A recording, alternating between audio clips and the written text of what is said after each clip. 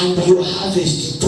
And you just harvest 2. Unapanda korokoro 5, unavuna korokoro 2. You plant 5, then you harvest 2. Badala ya kupanda 5 uvune 100. Instead of planting 5, then you harvest 100. Unapanda 5, unavuna korokoro 2. You plant 5 and then you get 2. Hiyo ndio tunaita laana. That's what we call curses. Hiyo ndio laana ambayo watu wa Yahweh. Those are the curses which the people of Yahweh get. Na akasema, and he said, hata mumekosa mavazi, you lack clothing, mnavaa mavazi, you wear clothes, na hamsikii joto, and you don't get warm. Mnakula chakula, you eat, hamshibi, you don't get satisfied. Mtu wa Yahweh, huo si mpango wa Yahweh kwako. What is the plan of Yahweh in your life, the people of Yahweh? Mnakula hamshibi, You eat but you don't get satisfied. Mnapokea mishahara nyingi ambao umeajiriwa. You receive salaries for those who are employed. Mnaweka kwenye mifuko iliyotoboka. You put in the pockets which are not well. Unapata mshahara 5,000. You get a salary of 5,000 shillings. Unakuja hapa. You come here. Alafu unatoa shilingi 50. You just give 50 shillings. Unatoa shilingi 50. You just give 50 shillings. Ile imebaki kwa mfuko. The rest remains in your pocket. Imebaki ngapi?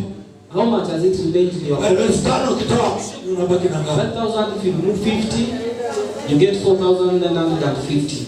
Ukienda nyumbani, when you go back at home, mfuko umetoboka. Your pocket is torn. Hizo zenye ulibakisha zote, the rest which you left for yourself, amesema, he has said, mkawapata mishahara, you are going to receive the salary. kwenye mifuko iliyotoboka toboka. Put them in pockets which are torn. Hamna kitu. You don't have anything. Watu wa Yahweh, the people of Yahweh, kwa sababu ya kutokutoa zaka, because of not giving offerings, tithes, the tithes, we don't give tithes. Hatutoi. We don't give. Hatutoi. We pay. Tunalipa. Say we pay. Tunalipa. Tithes you don't give.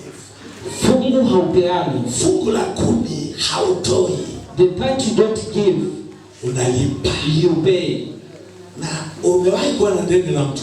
Have you ever in any way had a debt to somebody? Umewahi kuwa na deni la mtu? Have you had a debt to somebody? Wakati unakosa kulipa, when you fail to pay, sikiaje? How do you feel? You are not feeling.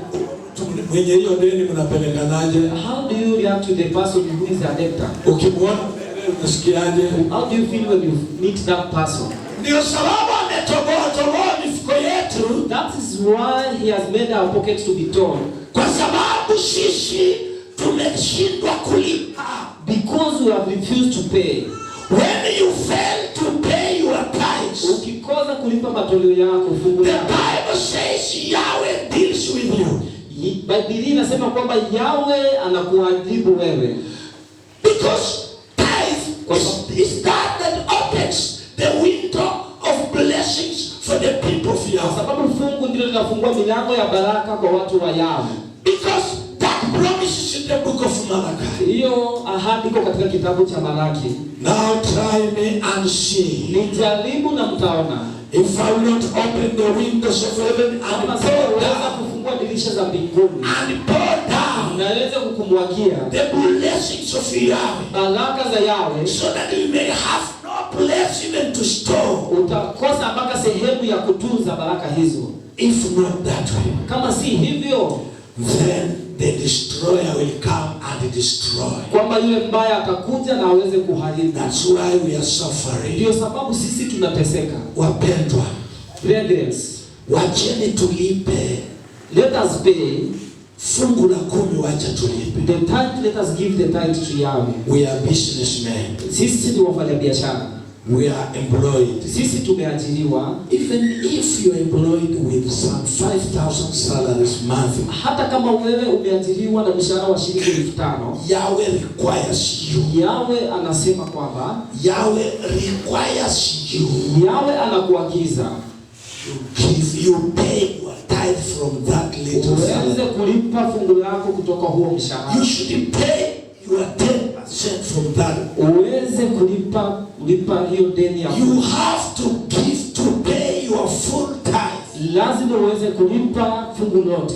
When we give our full tithe, Tukipeana fungu letu lote, it pleases our Father Yahweh. inamfurahisha Baba wetu Yahweh. It makes him to open up the window. Inaweza kutufungulia milango. He opens up a window of blessings for you. Anatufungulia milango ya baraka kwetu. He says, I will bless my people. Anasema kwamba nitawabariki nyinyi watu wangu. Don't despise that little salary. Usiwezi kudharau ule mshahara kidogo ama pesa kidogo unazopata. Do not despise the little profit you make out of your business. Usiweze kudharau labda ile faida kidogo ambayo umepata katika biashara yako.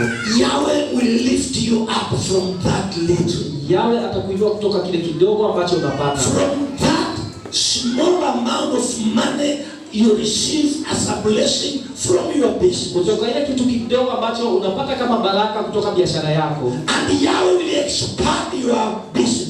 Yahweh ataweza kupanua biashara yako. And Yahweh will make your employer to actually increase your salary. Yahweh atamfanya yule mwajiri wako kukuongezea mshahara unaopata. Because you pay your tithe. Kwa sababu wewe unalipa fungu. The Bible says. Biblia inasema kwamba sasa, let us read in the book of Malachi. katika kitabu cha Malaki